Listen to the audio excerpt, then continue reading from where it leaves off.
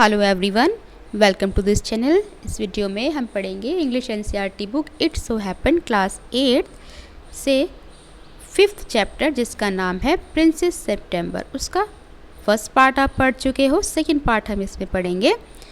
The princess gave a great sob. जब पक्षी जो था उसने ये कहा कि अगर मैं नहीं गाऊंगा और पिंजरे में रहूँगा तो मैं मर जाऊँगा, तो प्रिंसेस जो है वो रोने लगती है, सुबकी लेने लगती है। Then take your freedom she said. और उसने कहा तो ठीक है, तुम अपनी आज़ादी ले लो। I shut you in golden cage. मैंने तुम्हें सोने के पिंजरे में बंद किया बिकॉज आई लव्ड यू, क्योंकि मैं तुमसे प्यार करती थी। And wanted to have you all to myself. और चाहती थी कि तुम हमेशा मेरे साथ रहो। But I never knew it would kill you. लेकिन मुझे नहीं पता था कि इससे तुम्हारी जान चली जाएगी। I love you enough to let you be happy in your own way. और मैं तुम्हें इतना प्यार करती हूँ कि तुम्हें छोड़ सकती हूँ तुम्हारी खुशी के लिए, जीने के लिए। जैसे तुम चाहो वैसे तुम जी सकते हो। She threw open the window. और उसने क्या किया, अपनी विंडो जो थी उसको खोल दिया। And gently place the little bird on the seal. और उस छोटे पक्षी को बड़े ही प्यार से उठाकर सील पर रख दिया। ही शुक हिमसेल्फ अ लिटिल। और छोटे पक्षी ने अपने आप को थोड़ा सा हिलाया डुलाया।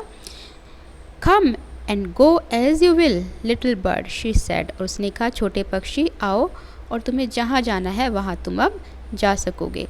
I will never put you in cage anymore. अब तुम्हें मैं ज़्यादा पिंजरे के अंदर नहीं रखूँगी या कभी भी पिंजरे के अंदर नहीं रखूँगी। I will come because I love you. और पक्षी ने कहा कि मैं तुमसे प्यार करता हूँ इसीलिए मैं वापस ज़रूर आऊँगा। Little princess, said the bird, and I will sing you the loveliest songs I know. और कहा कि तुम्हारे लिए बहुत प्यारे प्यारे सॉन्ग्स मैं गाऊंगा, मुझे पता है। I shall go far away but I shall come always come back. और कहा कि मैं बेशक दूर चला जाऊंगा कभी, लेकिन फिर भी तुम्हारे पास ज़रूर वापस आऊँगा लौट कर। And I shell never forget you. और मैं तुम्हें कभी भी भूलूंगा नहीं। ही गैव हिमसेल्फ अनदर शेक। उसने फिर से अपने आप को थोड़ा सा हिलाया, फड़फड़ाया थोड़ा अपने पंखों को। God gracious me, how stiff I am, he exclaimed. और कहता है कि मेरे ऊपर तुमने बहुत दया की है और मैं कितना कठोर हो गया था। ठीक है, बोलता है वो इस तरह से। Then he opened his wings and flew right away into the blue. और फिर उसने अपने पंखों को खोला और वो नीले आकाश में दूर उड़ गया। But the little princess burst into tears. लेकिन जो छोटी राजकुमारी थी ना, जब उसने देखा तो उसकी आंखों से आंसू फूट पड़े। फिर से वो रोने लगी, परेशान हो गई।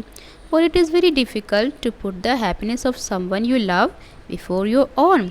क्योंकि ये बहुत ही मुश्किल है कि अपनी खुशी से पहले हम किसी दूसरे की खुशी को रखें। And with her little bird far out of site she felt all of a sudden very lonely. और जैसे उसने देखा कि उसका जो प्यारा छोटा सा पक्षी है वो उसकी आंखों से ओझल हो गया है, दूर चला गया है, तो वो बहुत ही अकेला महसूस करती है, अपने आप को बहुत दुखी हो जाती है। When her sister knew what had happened they mocked her. और जब उसकी बहनों को पता चलता है तो उसका मजाक बनाती हैं बहुत। And sad that the little bird would never return. और कहा कि जो वो छोटा पक्षी है ना तुम्हारा, अब वो कभी वापस नहीं आएगा। But he did as last. लेकिन वो फिर से वापस आया जैसे कि पहले वापस आया था। And he sat on September's shoulder. और प्रिंसेस सेप्टेम्बर के शोल्डर पर आकर वो बैठ गया। And ate out of her hand. और उसके हाथों से उसने खाना भी खाया। And sang her the beautiful songs. और उसके लिए बड़े ही प्यारे प्यारे सॉन्ग उसने गाया। He had learn while he was flying up. जो कि उसने सीख लिए थे जब वो उड़ा था। And down the fair places of the world. और उसने देखा था बाहर संसार में कितने सुंदर सुंदर प्लेसेस को, तो उस सब पे वो गाने सीख कर आया था जो उसने प्रिंसेस को सुनाए। September kept her window open day and night. जो सेप्टेम्बर थी वो अपनी विंडोज़ को दिन रात खुला रखती थी। So that the little bird might come into her room. ताकि जो छोटा पक्षी है वो जिस मर्जी टाइम उसके रूम में आ सके और जिस मर्जी टाइम उसके रूम से जा सके। When never he felt inclined and this was very good for her. जब भी उस छोटे पक्षी का झुकाव उसकी तरफ हो उसको याद आए उसकी, वो वहाँ पर आ सके। इंक्लाइंड का मतलब होता है झुकाव होना, और ये उसके लिए बहुत अच्छा था। So she Guru extremely beautiful, और विंडो को खुला रखने से दिन रात जो फ्रेश हवा थी वो आती थी, जिस वजह से वो और ज़्यादा धीरे धीरे ब्यूटीफुल होती गई। And when she was old enough she married the king of Cambodia, और जब वो बड़ी हो गई तो उसकी शादी कर दी गई कंबोडिया के राजा से। And was carried on a white elephant all the way to the city in which the king lived, और एक सफ़ेद रंग के हाथी पर उसको ले जाया गया उस जगह पर जहाँ पर कि वो राजा रहता था। But her sister never slept with their Windows open, लेकिन जो उसकी बहनें थी ना, वो कभी भी विंडोज़ को खोल के नहीं सोती थी, इसीलिए फ्रेश हवा नहीं आ पाती थी घर के अंदर। सो दे ग्रू एक्सट्रीमली अगली, तो इसीलिए वो धीरे धीरे बहुत ज़्यादा अगली होती गई। अगली मतलब होता है बदसूरत हो जाना, भद्दा हो जाना, एज वेल एज डिसएग्रीएबल, और साथ ही साथ डिसएग्रीएबल भी होगा। डिसएग्रीएबल मतलब अप्रिय, जो किसी को अच्छा ना लगे, जिससे कोई सहमत ना हो, या घिनौना भी कह सकते हो, जगडालू कह सकते हो।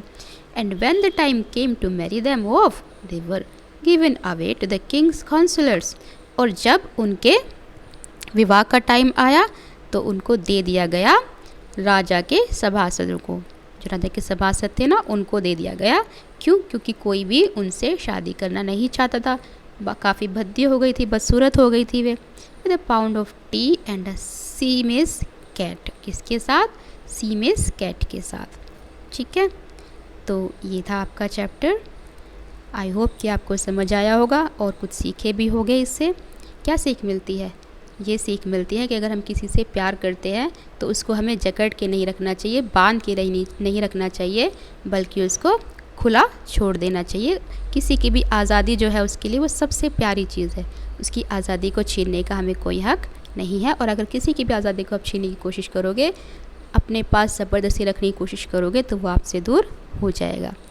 ठीक है, तो till then bye, take care, have a nice day. मिलेंगे नेक्स्ट चैप्टर में।